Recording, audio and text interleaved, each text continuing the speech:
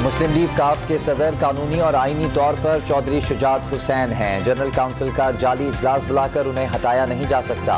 वफाकी वजीर चौधरी सालिक हुसैन का मौक़िफ़। तारिक बशीर चीमा की इलेक्शन कमीशन से काफ लीग की सदारत से मुतल्लिक महफूज फैसला जल्द सुनाने की अपील। इमरान खान मुज़ाकरात से इनकारी नहीं, जिम्मेदार हुकूमत है। इमरान खान की गिरफ्तारी पर मजीद हालात खराब होंगे। सदर आरिफ अलवी की सीनियर सहाफ़ियों से गुफ्तगू। फवाद चौधरी को हथकड़ियाँ लगाने की शदीद मज़म्मत। वज़ीर बल्दियात नासिर हुसैन शाह ने फवाद चौधरी की गिरफ्तारी को मकाफ़ात अमल करार दे दिया। वाज़े किया कि PTI ने जो किया वही भुगत रही है, अलबत्ता इस तरह के इक़दाम की हिमायत नहीं करती। PTI रहनुमा फ़ारूक हबीब का हुकूमत पर इलेक्शन से भागने का इल्ज़ाम। यहाँ कोई काउंसलर की कुर्सी नहीं छोड़ता, मगर PTI ने 2 असम्बलियाँ छोड़ दी।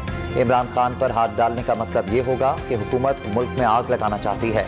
फ़ारूक हबीब के बाद कराची के मवाज गोट में पुरस्रार बीमारी से 2 हफ्तों में 8 बच्चे जाँ बहक। बच्चों को बुखार चढ़ता है, जिस्म पर दाने निकलते हैं और फिर मौत हो जाती है। लवाहिकीन का मौक़िफ़। डॉन न्यूज़ की खबर पर महकमा सेहत ने तहकीकाती टीम तश्कील दे दी।